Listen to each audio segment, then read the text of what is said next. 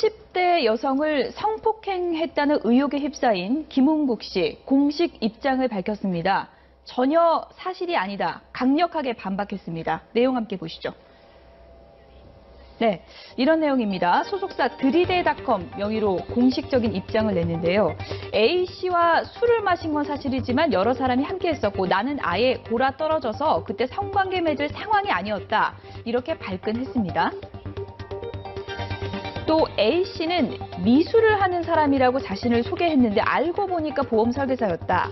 금전 거래를 할 사이가 아닌데 갑자기 나한테 억대의 돈까지 요구해왔다고 얘기를 했고요.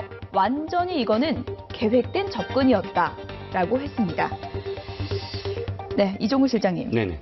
성폭행한 것도 사실이 아닐 뿐더러 네네. 이 여성분이 원래 문제가 있는 여성이었다. 이렇게 반박한 거 아니겠습니까? 네, 그렇습니다. 예. 초면에 억대의 돈을 요구했기 때문에 이상한 사람이다 해서 관계를 끊었다 이렇게 얘기를 했습니다. 그러니까 지금 양측의 주장이 누가 옳고 누가 그르다라고 하기에는 지금 팽팽히 맞서는 상황이라 예. 조심스럽게 말씀을 드릴 수밖에 없는데 일단 여성의 입장에서는 술을 먹다가 깨보니까 호텔이었다라고 이야기를 했고 이 김웅국 씨는 아닙니다. 김웅국 씨는 호텔 방에서 술을 마셨다는 거예요. 여러 사람들이랑. 그렇기 때문에 이 상황을 좀 종합해 보면 도리어 쉽게 지금 좀 밝혀질 수가 있는 것이 어떤 의미에서는 여러 사람이 술을 먹었다라고 한다면 그 사람들이 다 있지 않겠습니까? 그렇죠. 특정인들이 증인이 다 있고 많은 거네요. 증인이 많을 수가 있고 이쪽은 사실은 증인이 그렇게 많지 않은 상황인데 좀 더 구체적으로 여러 상황들을 보면 사실은 증인들과 증언 2년 전 사건이지만 상당히 많은 부분 양쪽에서 입증할 수 있는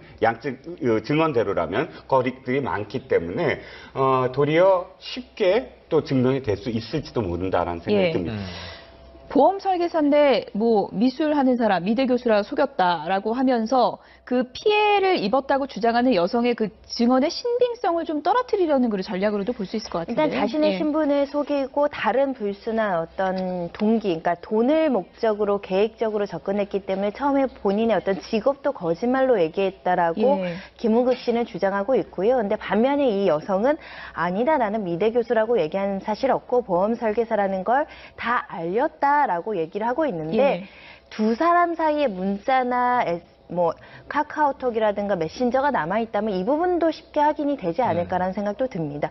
예를 들면 미술 교수라고 하면서 초상화도 그려주고 무슨 선물도 줬다라고 지금 김웅국 씨는 주장하고 있는데 그렇다고 한다면 첫 만남 이후에는 뭐 연락이 없었겠지만 그 이후에 연락한 과정들을 보면 직업에 대해서 그 상대방에 대한 호칭만 들어도 교수님이라고 하는지 누구 씨라고 하는지 그것만 듣더라도 직업을 속였는지 여부는 확인이 가능하지 않을까 생각이 듭니다.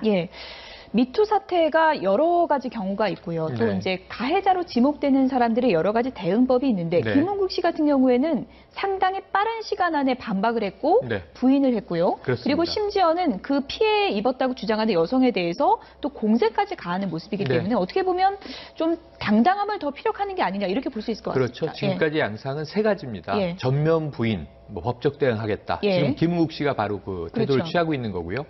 또는 이제 좀 침묵을 끌다가 처음에는 굉장히 강하게 부인을 하는 듯 했는데 뭐 이제 복수의 폭로자가 나오거나 증거가 일부 공개되면 바로 잘못했다고 시인하는 경우가 있고요. 애초에 바로 잘못했다. 모든 걸 다 내려놓겠다. 이런 경우가 있어요. 사실 조재현 씨의 경우에는 빠르게 시인하고 뭐 이 일도 그만두고 또 교수직도 사퇴하고 이제 그런 상황이에요. 또 DMZ 뭐 다큐 영화제 집행위원장도 내려놓고 그래서 빨리 숙였지만 결국은 이제 뭐 그렇다고 사그러지진 않고 있습니다. 사실 안희정 전 지사는 바로 인정하고 그날 밤으로 지사직을 던졌어요. 그럼에도 불구하고 나흘 동안 칩거하다가 이제 셀프 출두한 경우가 됐고요. 그러니까 이제 첫 번째 케이스 가장 강한 부인을 하는 케이스입니다. 그럼 지금 김웅국 씨는 이번 주 내라도 내일까지라도 빨리 고소장을 제출해야 돼요. 지금 여기서 애매모호한 게 있어요. 두 사람 다 물증이 있습니다. 그게 말씀하신 대로 문자 메시지 혹은 메신저 또 그 외에 주고받았던 여러 가지 정황 지금으로부터 2년 전이기 때문에 터져 나오는 중에는 가장 가까워요. 시간이. 먼 과거가 아니에요. 공소시효에 딱 걸려 있습니다. 성희롱도 아니고 성추행도 아니고 성폭행 주장입니다. 그렇다면 이것은 빨리 양자가 다 맞고소를 하든지 해서 수사와 재판으로 가려지지 않으면 정말 여기서 어떤 사람의 말이 신빙성이 있는지를 여기 패널들이 얘기하는 것은 그것은 매우 주관적이고 개인적인 견해일 예. 뿐이거든요. 위험하거든요. 팽팽한 상황입니다. 그래서 저는 김은국 씨가 무슨 얘기를 했냐면, 자, 조만간 내가 문자를 공개할 수도 있다. 거기 보면 얼마나 이 여인이 예. 좀 이제 무리한 이 돈 요구를 했는지 알 수 있다. 근데 여성 쪽에서도 공개할 게 있다고 얘기를 했어요. 이미 문자는 공개했잖아요. 네, 일부 공개했습니다. 근데 이런 부분들에 대해서는 본인들이 가지고 있는 패를 빨리 다 그럼 공론화하고 예. 그리고 이제 법적 절차에 맡기는 것이 가장 깨끗한데 그렇지 않고 있다는 점에서는 사실은 양쪽 다 사실은 또 개인적인 칩을 좀 감추고 싶은 마음이 아직 남아있는 것 아닌가 하는 추정도 가능합니다. 예. 김은국 씨가 전혀 사실 아니다 이렇게 반박하니까 피해 주장하는 여성 A씨도 발끈했습니다. 네. 피해 주장하는 여성 A씨 오늘 언론에서 어떤 입장 밝혔는지 함께 보시죠. 김은국 씨 공식 입장 보니까 진짜 황당하다. 너무 화난다. 맞고소하겠다. 이렇게 맞섰습니다. 호텔 CCTV 돌려보라고 하고 싶다. 복도에 분명 남아있을 것이다 하면서요. 자기 손목을 잡고 막 끌고 들어간 게 분명히 CCTV에 남아있을 것이라고 밝혔습니다.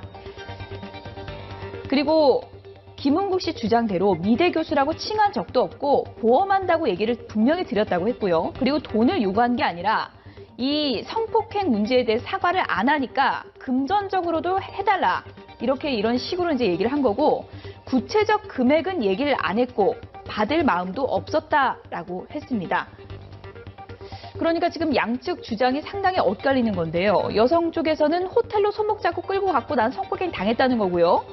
김은국 씨는 술이 취해 성관계할 상황도 아니었고 그런 정황이 없다라는 겁니다. 그리고 이제 여성은 미대 교수라고 한 적이 없고 돈 요구한 적도 없다고 하는데 김은국 씨 측에서는 미대 교수라고 접근했고 돈도 요구했다. 이렇게 이제 엇갈리고 있는 건데 하나하나 좀 짚어보죠. 미대 교수라고 했다. 미대 교수라고 한 적이 없다. 네. 어떻게 이게 엇갈릴 수 있는 걸까요? 일단 처음에 이제 그 누군가의 소개에 의해서 미대 교수라고 만나게 됐다라는 것이 이제 김은국 씨의 이야기고 지금 손정희 변호사가 말씀하셨듯이 이것은 만약에 사실이 아니라면 김은국 씨가 이 사람이 이 피해 여성이 그러니까 자신의 어떤 직업을 속이면서까지 이야기함으로 전체적인 말의 신뢰성을 떨어뜨리려는 어떤 전략이라고 볼 수 있는데 처음부터 이야기했다고 한다면 사실 뭐 피해자 여성의 말이 맞는 것이고요. 그런데 이것 자체가 사실 이 전체적인 어떤 그런 그 성폭행을 하고 안 하고의 어떤 큰 영향을 미치는 문제는 아니라서 저는 이것보다는 훨씬 더 많은 부분들을 우리가 다퉈야 된다고 생각을 합니다. 예를 들자면 피해 여성한테도 사실 다시 묻고 싶은 게 이런 부분이죠. 한 번 피해를 당했는데 또다시 2차 피해를 한 달 내에 당했거든요. 근데 똑같은 과정이었다는 것이죠. 피해를 당한 여성이 연락이 와서 갔는데 또다시 술을 먹고 만취해서 깨보니까 호텔이다. 이런 부분들에 관해서는 또 피해 여성이 좀 해명을 해야 될 것 같아요. 한 번 그 피해를 당했다면 적극적으로 거기에 대해서 그 사과를 요구한다든지 혹은 뭐 그 피해를 호소한다든지 여성단체나 혹은 경찰에 그러지 않고 전화가 왔을 때 또 다시 나가서 만나서 또 다시 만취할 정도로 술을 마셨다. 이것이 이제 이 여성에 대해서 비판하는 쪽 입장이라면 김은국 씨 같은 경우는 사실 아무리 그래도 다른 사람의 어떤 공연의 뒷부리를 호텔에서 했다. 호텔 방에서 했는데 호텔 방에서 자기가 만취해서 누워 있었다. 그런 어떤 해명도 사실 좀 부적절한 그런 어떤 부분이 좀 남아 있어서 양쪽의 어떤 부분 다 사실 부적절한 부분이 좀 보인다는 것이죠. 이종무 실장님이 지적하신 그 부분에 대해서 많은 분들이 이제 의문을 제기하기도 합니다. 한 달 내에 피해를 당했는데 왜 또 만났을까? 이 부분은 어떻게 고려를 해봐야 되는 건가요? 사실은 그 부분은 피해자 입장이 만약에 피해 사실이 피해가 맞다라는 전제하에 말씀드리면 피해자 입장이 돼보지 않으면 함부로 왜 그렇게 했는지에 대해서 많이 물어보잖아요. 왜 저항하지 못했니? 왜 또 그 자리에 나갔니? 근데 우리 실무상으로는 이런 범죄 피해자들이 되게 많거든요. 범죄를 피해를 당하고도 또 같은 유인에 빠져서 또 피해를 당한다거나 특히 어떤 관계 속에 있는 사람들. 지금 사실 안희정 지사 사건도 2번, 3번 피해자가 반복된다고 한다면 그 관계성을 보시면 됩니다. 이 사람이랑 쉽게 끊을 수 없는 또 여러 가지 인적 유대 관계로 엮여져 있는 사람들이 있을 수도 있고 또 한 번의 피해지만 두 번은 그러지 않겠지 그런 마음에 또 나가는 경우도 있기 때문에 피해자의 그 상황 어떤 당혹스럽고 이런 여러 가지 상황에 비춰봤을 때 그럴 수도 있는 상황들이 벌어질 수는 있다라고 생각이 됩니다. 그것도 이제 공방이 벌어질 부분이고 또 한 가지가 있습니다.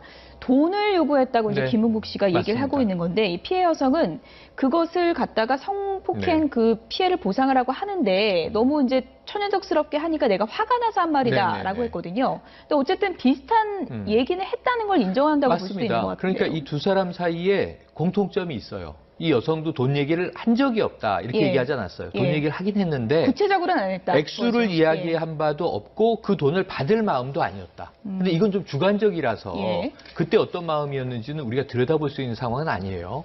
하지만 이 사과하라고 했고 잘못했다고 용서를 구해야 마땅한데 전혀 그런 기색이 아니니까 그러면 이 여성이 두 가지 중에 한 가지 얘기 정도를 했을 거예요. 돈으로 보상하세요라고 했든가 아니면은 뭔가 이걸 뭐 돈으로라도 해결해야 되는 거 아닙니까? 라고 했던가 이런 취지의 발언을 한 것은 본인도 이제 일단 가접적으로 인정을 하고 있는 거예요. 그런데 지금 김은국 씨는 워낙 완강하게 성적인 범죄는 없었다라고 이야기를 하고 본인이 오히려 술을 많이 마시고 만취해서 당시에 무슨 일을 벌일 수 있는 상황이 아니었다고 얘기하기 때문에 이 여성의 첫 번째, 두 번째 이야기는 약간 뉘앙스가 달라요. 이것도 좀 경찰에 가면 조서를 받지 않습니까? 그럼 경찰관이 분명히 물어볼 텐데 처음에는 술을 마시고 기억이 나지 않는데 우리가 흔히 얘기하듯이 필름이 끊어졌는데 눈을 떠보니 호텔에 알몸으로 누워 있었다. 이런 이제 진술이에요. 두 번째는 이 화가 나서 저런 얘기를 합니다. 호텔 CCTV를 봐라. 복도에서 내 손목을 잡고 강제로 끌고 들어가는 장면이 찍혀 있을 것이다. 그럼 본인이 그 복도에서 끌려 들어가던 장면을 기억하고 있다는 얘기가 되잖아요. 첫 번째는 눈을 떠보니 호텔이라고 얘기를 했잖아요. 이런 미묘한 진술의 차이들이 지금 일부 보이거든요. 세 번, 네 번 거듭 이야기하면 결국 제일 중요한 것은 직접 증거를 찾을 수 없는 상황에서는 피해자 진술의 일관성이 가장 중요하잖아요. 이런 대목에서 조금 더 이야기들이 전개되고 두 사람 사이에 주고받았던 문자나 메신저들이 더 많이 공개가 된다면 조금은 뉘앙스를 가지고 어느 쪽의 말에 더 무게가 실릴지도 곧 밝혀지지 않겠는가. 그래서 아까 말씀드린 대로 빨리 이것을 여론재판에 맡기지 말고 법적 절차에 맡기라고 이제 말씀을 드리는 거예요. 손 변호사님, 이 부분이요. 돈 요구한 부분, 여성분은 구체적인 액수를 요구한 적이 없지만 어쨌든 뭐 사과 안 하니까 금전적으로라도 해달라 이런 식으로 내가 먼저 요구를 했다는 건데 이것은 예를 들어 법정 공방으로 가면은 어떻게 보면 피해자한테는 좀 불리하게 작용할 수 있는 거 아닙니까? 아닙니다. 피해자한테 유리한 측면으로 작용할 수가 있는 게 예를 들면 그런 피해를 당하지 않았다고 한다면 나의 피해를 보상하기 위해서 돈으로라도 보상하라는 단어가 나오기 쉽지 않은 상황이 되니까 오히려 피해에 대한 간접적인 전제를 두고 돈을 요구했다라고 정의가 되면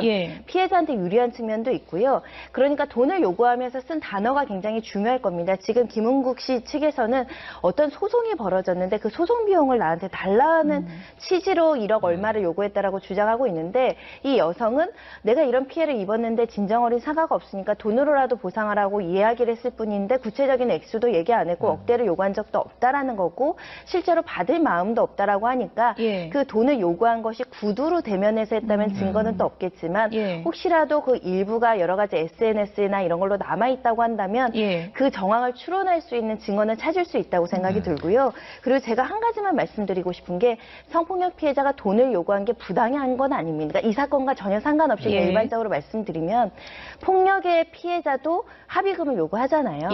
그리고 교통사고를 당해도 합의금을 받습니다. 그러니까 성폭력 피해자가 돈을 요구했다고 해서 그게 진짜 피해자가 아니라는 공식은 아니라는 것을 조금 많이 굉장히 안타까운 심정에서 말씀드리는 부분이고요. 어찌됐든 성관계 자체가 없었는데 성관계든 성폭력을 빌미로 어떤 돈을 요구했는지 아니면 전혀 다른 부분에 있어서 돈을 요구했는지에 따라서 어떤 그런 접촉이 있었는지 여부는 조금 확인되지 않을까라는 생각이 듭니다. 일단 그 부분을 확실히 해야 다른 게 이제 풀리겠군요. 김은국 씨가 워낙에 좀 예능을 통해서 웃음을 주고 시청자들에게 편안함을 주던 분이다 보니까 많은 분들이 좀 놀라기도 하고 또 실망했다 이런 분들도 적지가 않은데요. 김은국 씨는 지금까지 뭐 이번에 가족에게 참 미안하다 이런 얘기도 밝히기도 했지만 기러기 아빠 생활을 하면서 가족들에 대한 사랑을 방송 인터뷰를 통해서 여러 번 밝힌 바가 있습니다. 저희 YTN에 출연해서도 했던 얘기들이 있는데요. 잠시 좀 들어보시죠. 지금 기러기 아빠 생활하신 지 꽤 오래되셨잖아요. 7년째입니다. 지금도 하고 계시는 거고요. 네, 하고 있습니다. 우리 이제 큰애 대학을 들어갔고요. 딸내미는 이제 10살 됐고, 캘리포니아 쪽에서 지금 우리 집사람 세 식구가 사는데, 이게 대학 들어가니까 상당히 많이 들어갑니다. 2배 들어가는 것 같습니다.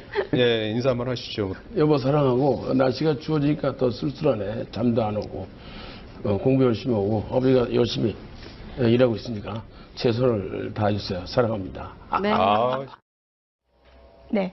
가족에게 이제 영상 편지 보내는 모습을 보여드렸는데 저도 이제 인터뷰를 개인적으로 한 적이 있지만 가족에 대한 사랑이 참 애틋했던 분으로 제가 이제 기억을 했는데 이런 게 불거지니까 상당히 좀 더 안타까웠던 측면이 있습니다. 네, 그렇죠. 예. 김은국 씨가 사실은 그 예능이라든지 혹은 뭐 쇼 프로그램 같은 데 나가서 자신을 낮춰가면서 예. 웃음을 주는 사람이잖아요. 그런데 김은국 씨의 인기는 어디서 나오냐면 가정에 대해서 끈끈한 어떤 정을 보였기 예. 때문에 그것이 시너지가 돼서 사람들에게 저 사람은 원래 가정에 대해서 끈끈한데 가족을 벌어먹기 위해서 저렇게 웃음을 주는구나 하는 그런 식으로 연결이 되면서 더 많은 환호가 갔던 건 사실이죠. 그러니까 2017년도에 가족들이 돌아왔어요. 돌아와서도 사실 또 이렇게 그 반포에 딸과 아내가 살고 자기와 아들은 김포에 살기 때문에 돌아와서도 기러기다. 뭐 이렇게 해서 사실 작년에도 그렇게 애틋한 마음을 표현을 했는데, 예.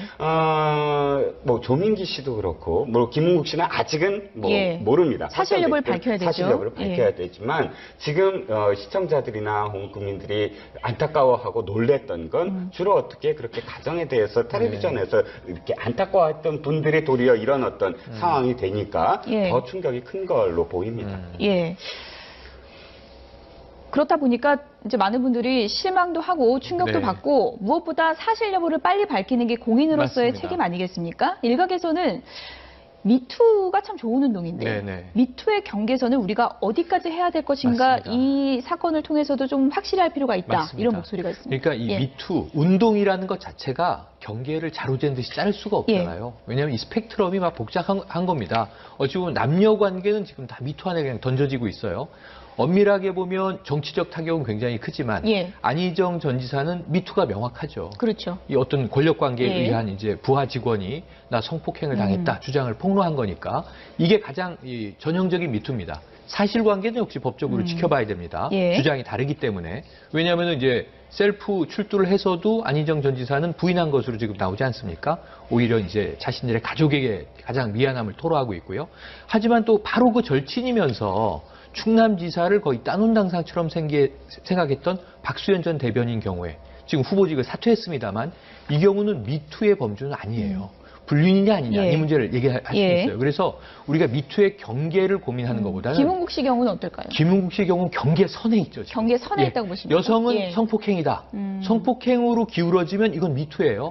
근데 이게 성폭행이 아니었다. 그러니까 어찌 보면 합의된 성관계거나 정말 아무 일도 없었는데 연예인이기 때문에 무고하게 이 미투로 마치 오인되는 것에 올라갔다. 그러니까 이제 김은국 씨 주장처럼 명예훼손이나 무고가 되면 이건 미투가 오용된 사례가 되겠죠. 그래서 경계선에 있는데 우리는 모두 함께 미투의 본질과 중심을 생각하면서 가면 미투를 통해서 우리 사회를 바꿔야 되거든요. 남녀 관계에 이제 잘못됐던 관행들을 뿌리 뽑아야 되는데 이 경계선에 있는 사건들에 대해서는 우리가 좀 냉정한 이성을 가지고 시간을 가지고 조금 진득하게 바라봤으면 좋겠어요. 경계선에 있다는 건 다소 좀 애매한 부분도 있다. 이렇게도 이제 해석해 볼 수 있는 여지가 있는 그런 의견인 것 같은데 어떻게 보십니까? 사실은 뭐 이렇게 용기 내서 자신의 어떤 일반인이 자신이 어떤 방송 매체에 나와서 자신이 어떤 피해를 폭로하는 데는 많은 용기가 필요합니다. 그런 반면에 그 무고나 명예훼손까지 감당하면서 나올 여성들은 많지 않다고 생각이 드는데 혹여라도 10명 중에 1명 그런 사람이 있어서도 무고한 남성의 피해자가 있는 것은 또한 온당치 못하는 거죠. 우리가 사실은 사람 말만 믿고 어떤 사실을 확정하기가 어렵습니다. 우리는 수사기관이 아니기 때문에. 그러니까 방송의 폭로로 끝나지 않고 이것이 법적으로 사법 절차 하에서 진실이 시시비비가 제대로 가려져야 될 것으로 보이고요. 그래서 정말 성폭력 피해자가 맞다고 한다면 그 사람의 용기를 지지해줘야 될 것 당연한 건 아닙니다. 이 사건과 전혀 상관없이 일반적으로 말씀드리면 폭력의 피해자도 합의금을 요구하잖아요. 그리고 교통사고를 당해도 합의금을 받습니다. 그러니까 성폭력 피해자가 돈을 요구했다고 해서 그게 진짜 피해자가 아니라는 공식은 아니라는 것을 조금 많이 굉장히 안타까운 심정에서 말씀드리는 부분이고요. 어찌됐든 성관계 자체가 없었는데 성관계든 성폭력을 빌미로 어떤 돈을 요구했는지 아니면 전혀 다른 부분에 있어서 돈을 요구했는지에 따라서 어떤 그런 접촉이 있었는지 여부는 조금 확인되지 않을까라는 생각이 일단 듭니다. 그 부분을 확실히 해야 다른 게 이제 풀리겠군요. 김은국 씨가 워낙에 좀 예능을 통해서 웃음을 주고 시청자들에게 편안함을 주던 분이다 보니까 많은 분들이 좀 놀라기도 하고 또 실망했다 이런 분들도 적지가 않은데요. 김은국 씨는 지금까지 뭐 이번에 가족에게 참 미안하다 이런 얘기도 밝히기도 했지만 기러기 아빠 생활을 하면서 가족들에 대한 사랑을 방송 인터뷰를 통해서 여러 번 밝힌 바가 있습니다. 저희 YTN에 출연해서도 했던 얘기들이 있는데요. 잠시 좀 들어보시죠. 지금 기러기 아빠 생활하신 지 꽤 오래되셨잖아요. 7년째입니다. 지금도 하고 계시는 거고요. 네, 하고 있습니다. 우리 이제 큰애 대학을 들어갔고요. 딸내미는 이제 10살 됐고 캘리포니아 쪽에서 지금 우리 집사람 세 식구가 사는데 이게 대학 들어가니까 상당히 많이 들어갑니다. 2배 들어가는 것 같습니다. 예, 인사 한번 하시죠. 여보 사랑하고 날씨가 추워지니까 더 쓸쓸하네. 잠도 안 오고 공부 열심히 하고 어머니가 열심히 일하고 있으니까 최선을 다해주세요. 사랑합니다. 네. 네.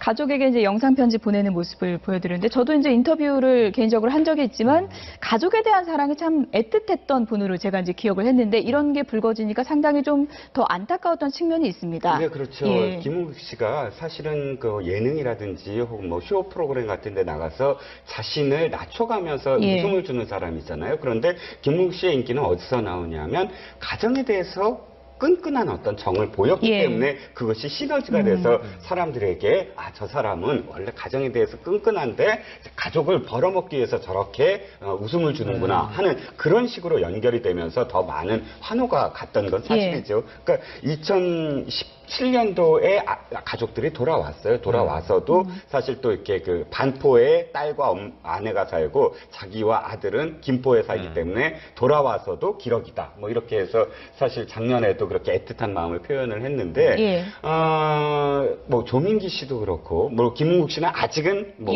모릅니다. 사실 여부를 밝혀야 되죠. 사실 여부를 밝혀야 되지만 지금 시청자들이나 국민들이 안타까워하고 놀랬던 건 주로 어떻게 그렇게 가정에 대해서 텔레비전에서 이렇게 안타까워했던 분들이 도리어 이런 어떤 상황이 되니까 더 충격이 큰 걸로 보입니다. 그렇다 보니까 이제 많은 분들이 실망도 하고 충격도 받고 무엇보다 사실 여부를 빨리 밝히는 게 공인으로서의 책임 아니겠습니까? 일각에서는 미투가 참 좋은 운동인데 미투의 경계선을 우리가 어디까지 해야 될 것인가 이 사건을 통해서 이제 천연덕스럽게 하니까 내가 화가 나서 한 말이다 라고 했거든요. 근데 어쨌든 비슷한 얘기는 했다는 걸 인정한다고 볼 수 있는 것 같아요. 그러니까 이 두 사람 사이에 공통점이 있어요. 이 여성도 돈 얘기를 한 적이 없다 이렇게 얘기하지 않았어요. 돈 얘기를 하긴 했는데 구체적으로는 안 했다. 액수를 이야기한 바도 없고 그 돈을 받을 마음도 아니었다. 근데 이건 좀 주관적이라서 그때 어떤 마음이었는지는 우리가 들여다볼 수 있는 상황은 아니에요. 하지만 이 사과하라고 했고 잘못했다고 용서를 구해야 마땅한데 전혀 그런 기색이 아니니까 그러면 이 여성이 두 가지 중에 한 가지 얘기 정도를 했을 거예요. 돈으로 보상하세요라고 했든가 아니면은 뭔가 이걸 뭐 돈으로라도 해결해야 되는 거 아닙니까? 라고 했던가. 이런 취지의 발언을 한 것은 본인도 이제 일단 가족적으로 인정을 하고 있는 거예요. 그런데 지금 김은국 씨는 워낙 완강하게 성적인 범죄는 없었다라고 이야기를 하고 본인이 오히려 술을 많이 마시고 만취해서 당시에 무슨 일을 벌일 수 있는 상황이 아니었다고 얘기하기 때문에 이 여성의 첫 번째, 두 번째 이야기는 약간 뉘앙스가 달라요. 이것도 좀 경찰에 가면 조서를 받지 않습니까? 그럼 경찰관이 분명히 물어볼 텐데 처음에는 술을 마시고 기억이 나지 않는데 우리가 흔히 얘기하듯이 필름이 끊어졌는데 눈을 떠보니 호텔에 알몸으로 누워 있었다. 이런 이제 진술이에요. 두 번째는 이 화가 나서 저런 얘기를 합니다. 호텔 CCTV를 봐라. 복도에서 내 손목을 잡고 강제로 끌고 들어가는 장면이 찍혀 있을 것이다. 그럼 본인이 그 복도에서 끌려 들어가던 장면을 기억하고 있다는 얘기가 되잖아요. 첫 번째는 눈을 떠보니 호텔이라고 얘기를 했잖아요. 이런 미묘한 진술의 차이들이 지금 일부 보이거든요. 세 번, 네 번 거듭 이야기하면 결국 제일 중요한 것은 직접 증거를 찾을 수 없는 상황에서는 피해자 진술의 일관성이 가장 중요하잖아요. 이런 대목에서 조금 더 이야기들이 전개되고 두 사람 사이에 주고받았던 문자나 메신저들이 더 많이 공개가 된다면 조금은 뉘앙스를 가지고 어느 쪽의 말에 더 무게가 실릴지도 곧 밝혀지지 않겠는가. 그래서 아까 말씀드린 대로 빨리 이것을 여론 재판에 맡기지 말고 법적 절차에 맡기라고 이제 말씀을 드리는 손 겁니다. 변호사님, 이 부분이요. 돈 요구한 부분, 여성분은 구체적인 액수를 요구한 적이 없지만 어쨌든 뭐 사과 안 하니까 금전적으로라도 해달라 이런 식으로 내가 먼저 요구를 했다는 건데 이것은 예를 들어 법정 공방으로 가면은 어떻게 보면 피해자한테는 좀 불리하게 작용할 수 있는 거 아닙니까? 아닙니다. 피해자한테 유리한 측면으로 작용할 수가 있는 게 예를 들면 그렇습니까? 그런 피해를 당하지 않았다고 한다면 나의 피해를 보상하기 위해서 돈으로라도 보상하라는 단어가 나오기 쉽지 않은 상황이 되니까 오히려 피해에 대한 간접적인 전제를 두고 돈을 요구했다라고 정의가 되면 피해자한테 유리한 측면도 있고요. 그러니까 돈을 요구하면서 쓴 단어가 굉장히 중요할 겁니다. 지금 김은국 씨 측에서는 어떤 소송이 벌어졌는데 그 소송 비용을 나한테 달라는 취지로 1억 얼마를 요구했다라고 주장하고 있는데 이 여성은 내가 이런 피해를 입었는데 진정어린 사과가 없으니까 돈으로라도 보상하라고 이야기를 했을 뿐인데 구체적인 액수도 얘기 안 했고 억대를 요구한 적도 없다라는 거고 실제로 받을 마음도 없다라고 하니까 그 돈을 요구한 것이 구두로 대면해서 했다면 증거는 또 없겠지만 혹시라도 그 일부가 여러 가지 SNS나 이런 걸로 남아있다고 한다면 그 정황을 추론할 수 있는 증거는 찾을 수 있다고 생각이 들고요. 그리고 제가 한 가지만 말씀드리고 싶은 게 성폭력 피해자가 돈을 요구한 게 모습이기 때문에 어떻게 보면 좀 당당함을 더 피력하는 게 아니냐 이렇게 볼 수 있을 것 같습니다. 그렇죠. 지금까지 양상은 세 가지입니다. 전면 부인, 뭐 법적 대응하겠다. 지금 김은국 씨가 바로 그 태도를 취하고 있는 거고요. 또는 이제 좀 침묵을 끌다가 처음에는 굉장히 강하게 부인을 하는 듯 했는데 뭐 이제 복수의 폭로자가 나오거나 증거가 일부 공개되면 바로 잘못했다고 시인하는 경우가 있고요. 애초에 바로 잘못했다. 모든 걸 다 내려놓겠다. 이런 경우가 있어요. 사실 조재현 씨의 경우에는 빠르게 시인하고 뭐 이 일도 그만두고 또 이 교수직도 사퇴하고 이제 그런 상황이에요. 또 DMZ 뭐 다큐 영화제 집행위원장도 내려놓고 그래서 빨리 숙였지만 결국은 이제 뭐 그렇다고 사그러지진 않고 있습니다. 사실 안희정 전 지사는 바로 인정하고 그날 밤으로 지사직을 던졌어요. 그럼에도 불구하고 나흘 동안 칩거하다가 이제 셀프 출두한 경우가 됐고요. 그러니까 이제 첫 번째 케이스, 가장 강한 부인을 하는 케이스입니다. 그럼 지금 김은국 씨는 이번 주 내라도 내일까지라도 빨리 고소장을 제출해야 돼요. 지금 여기서 애매모호한 게 있어요. 두 사람 다 물증이 있습니다. 그게 말씀하신 대로 문자 메시지 혹은 메신저 또 그 외에 주고받았던 여러 가지 정황 지금으로부터 2년 전이기 때문에 터져 나오는 중에는 가장 가까워요. 시간이. 먼 과거가 아니에요. 공소시효에 딱 걸려 있습니다. 성희롱도 아니고 성추행도 아니고 성폭행 주장입니다. 그렇다면 이것은 빨리 양자가 다 맞고소를 하든지 해서 수사와 재판으로 가려지지 않으면 정말 여기서 어떤 사람의 말이 신빙성이 있는지를 여기 패널들이 얘기하는 것은 그것은 매우 주관적이고 개인적인 견해일 뿐이거든요. 위험하거든요. 팽팽한 상황입니다. 그래서 저는 김은국 씨가 무슨 얘기를 했냐면 자, 조만간 내가 문자를 공개할 수도 있다. 거기 보면 얼마나 이 여인이 좀 이제 무리한 이 돈 요구를 했는지 알 수 있다. 근데 여성 쪽에서도 공개할 게 있다고 얘기를 했어요. 이미 문자는 공개했잖아요. 네, 일부 공개했습니다. 근데 이런 부분들에 대해서는 본인들이 가지고 있는 패를 빨리 다 그럼 공론화하고 그리고 이제 법적 절차에 맡기는 것이 가장 깨끗한데 그렇지 않고 있다는 점에서는 사실은 양쪽 다 사실은 또 개인적인 칩을 좀 감추고 싶은 마음이 아직 남아있는 것 아닌가 하는 추정도 가능합니다. 김은국 씨가 전혀 사실 아니다 이렇게 반박하니까 피해 주장하는 여성 A씨도 발끈했습니다. 피해 주장하는 여성 A씨 오늘 언론에서 어떤 입장 밝혔는지 함께 보시죠. 김은국 씨 공식 입장 보니까 진짜 황당하다. 너무 화난다. 맞고소하겠다. 이렇게 맞섰습니다. 호텔 CCTV 돌려보라고 하고 싶다. 복도에 분명 남아있을 것이다 하면서요. 자기 손목을 잡고 막 끌고 들어간 게 분명히 CCTV에 남아있을 것이라고 밝혔습니다. 그리고 김은국 씨 주장대로 미대 교수라고 칭한 적도 없고 보험한다고 얘기를 분명히 드렸다고 했고요. 그리고 돈을 요구한 게 아니라 이 성폭행 문제에 대해 사과를 안 하니까 금전적으로도 해달라. 이런 식으로 이제 얘기를 한 거고 구체적 금액은 얘기를 안 했고 받을 마음도 없었다라고 했습니다.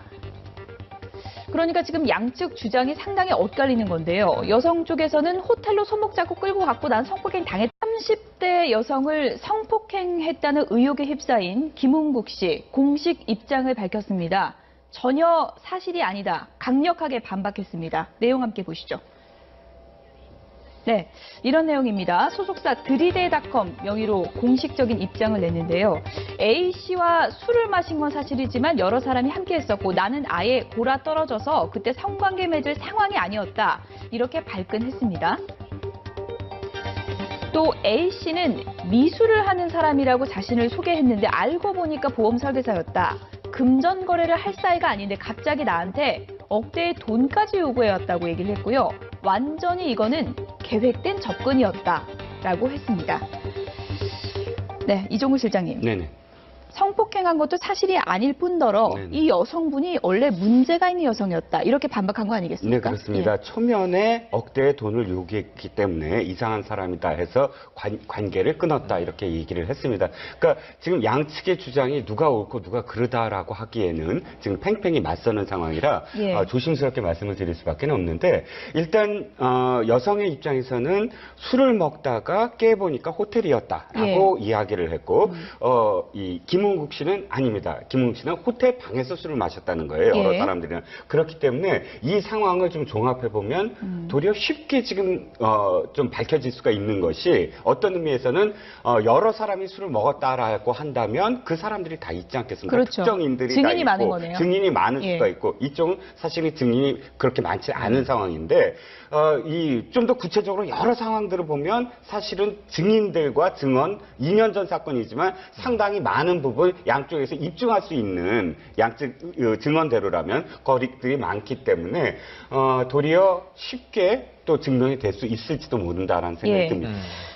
보험 설계사인데 뭐 미술하는 사람, 미대 교수라 속였다라고 하면서 그 피해를 입었다고 주장하는 여성의 그 증언의 신빙성을 좀 떨어뜨리려는 그런 전략으로도 볼 수 있을 것 같은데요. 일단 자신의 신분을 속이고 다른 불순한 어떤 동기, 그러니까 돈을 목적으로 계획적으로 접근했기 때문에 처음에 본인의 어떤 직업도 거짓말로 얘기했다라고 김은국 씨는 주장하고 있고요. 근데 반면에 이 여성은 아니다, 나는 미대 교수라고 얘기하는 사실 없고 보험 설계사라는 걸 다 알렸다라고 얘기를 하고 있는데 두 사람 사이에 문자나 카카오톡이라든가 메신저가 남아있다면 이 부분도 쉽게 확인이 되지 않을까라는 생각도 듭니다. 예를 들면 미술 교수라고 하면서 초상화도 그려주고 무슨 선물도 줬다라고 지금 김은국 씨는 주장하고 있는데 그렇다고 한다면 첫 만남 이후에는 뭐 연락이 없었겠지만 그 이후에 연락한 과정들을 보면 직업에 대해서 그 상대방에 대한 호칭만 들어도 교수님이라고 하는지 누구 씨라고 하는지 그것만 듣더라도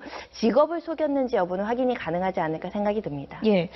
미투 사태가 여러 가지 경우가 있고요. 또 이제 가해자로 지목되는 사람들의 여러 가지 대응법이 있는데 김은국 씨 같은 경우에는 상당히 빠른 시간 안에 반박을 했고 부인을 했고요. 그렇습니다. 그리고 심지어는 그 피해 입었다고 주장하는 여성에 대해서 또 공세까지 가한다는 거고요. 김은국 씨는 술이 취해 성관계할 상황도 아니었고 그런 정황이 없다라는 겁니다. 그리고 이제 여성은 미대 교수라고 한 적이 없고 돈 요구한 적도 없다고 하는데 김은국 씨 측에서는 미대 교수라고 접근했고 돈도 요구했다. 이렇게 이제 엇갈리고 있는 건데 하나하나 좀 짚어보죠. 미대 교수라고 했다. 미대 교수라고 한 적이 없다. 어떻게 이게 엇갈릴 수 있는 걸까요? 일단 처음에 이제 그 누군가의 소개에 의해서 미대 교수라고 만나게 됐다라는 것이 이제 김은국 씨의 이야기고 지금 송정희 변호사가 말씀하셨듯이 이것은 만약에 사실이 아니라면 김은국 씨가 이 사람이 이 피해 여성이 말을 그러니까 자신의 어떤 직업을 속이면서까지 이야기함으로 전체적인 말의 신뢰성을 떨어뜨리려는 어떤 전략이라고 볼 수 있는데 처음부터 이야기했다고 한다면 사실 뭐 피해자 여성의 말이 맞는 것이고요. 그런데 이것 자체가 사실 이 전체적인 어떤 그런 그 성폭행을 하고 안 하고의 어떤 큰 영향을 미치는 문제는 아니라서 저는 이것보다는 훨씬 더 많은 부분들을 우리가 다퉈야 된다고 생각을 합니다. 예를 들자면 피해 여성한테도 사실 다시 묻고 싶은 게 이런 부분이죠. 한 번 피해를 당했는데 또다시 2차 피해를 한 달 내에 당했거든요. 근데 똑같은 과정이었다는 것이죠. 피해를 당한 여성이 연락이 와서 갔는데 또다시 술을 먹고 만취해서 깨보니까 호텔이다. 이런 부분들에 관해서는 또 피해 여성이 좀 해명을 해야 될 것 같아요. 한 번 그 피해를 당했다면 적극적으로 거기에 대해서 그 사과를 요구한다든지 혹은 뭐 그 피해를 호소한다든지 여성단체나 혹은 경찰에 그러지 않고 전화가 왔을 때 또 다시 나가서 만나서 또 다시 만취할 날 정도로 술을 마셨다. 이것이 이제 이 여성에 대해서 비판하는 쪽 입장이라면 김웅국 씨 같은 경우는 사실 아무리 그래도 다른 사람의 어떤 공연의 뒷풀이를 호텔에서 했다. 호텔 방에서 했는데 호텔 방에서 자기가 만취해서 누워 있었다. 그런 어떤 해명도 사실 좀 부적절한 그런 어떤 부분이 좀 남아 있어서 양쪽의 어떤 부분 다 사실 부적절한 부분이 좀 보인다는 것이죠. 이종걸 실장님이 지적하신 그 부분에 대해서 많은 분들이 이제 의문을 제기하기도 합니다. 한 달 내에 피해를 당했는데 왜 또 만났을까? 이 부분은 어떻게 고려를 해봐야 되는 건가요? 사실은 그 부분은 피해자 입장이 만약에 피해 사실이 피해가 맞다라는 전제하에 말씀드리면 피해자 입장이 돼보지 않으면 함부로 왜 그렇게 했는지에 대해서 많이 물어보잖아요. 왜 저항하지 못했니? 왜 또 그 자리에 나갔니? 근데 우리 실무상으로는 이런 범죄 피해자들이 되게 많거든요. 범죄를 피해를 당하고도 또 같은 유인에 빠져서 또 피해를 당한다거나 특히 어떤 관계 속에 있는 사람들. 지금 사실 안희정 지사 사건도 2번, 3번 피해자가 반복된다고 한다면 그 관계성을 보시면 됩니다. 이 사람이랑 쉽게 끊을 수 없는 또 여러 가지 인적 유대 관계로 엮여져 있는 사람들이 있을 수도 있고 또 한 번의 피해지만 2번은 그러지 않겠지 그런 마음에 또 나가는 경우도 있기 때문에 피해자의 그 상황 어떤 당혹스럽고 이런 여러 가지 상황에 비춰봤을 때 그럴 수도 있는 상황들이 벌어질 수는 있다라고 생각이 됩니다. 그것도 이제 공방이 벌어질 부분이고 또 한 가지가 있습니다. 돈을 요구했다고 이제 김웅국 씨가 얘기를 하고 있는 건데 이 피해 여성은 그것을 갖다가 성폭행 그 피해를 보상을 하고 하는데 너무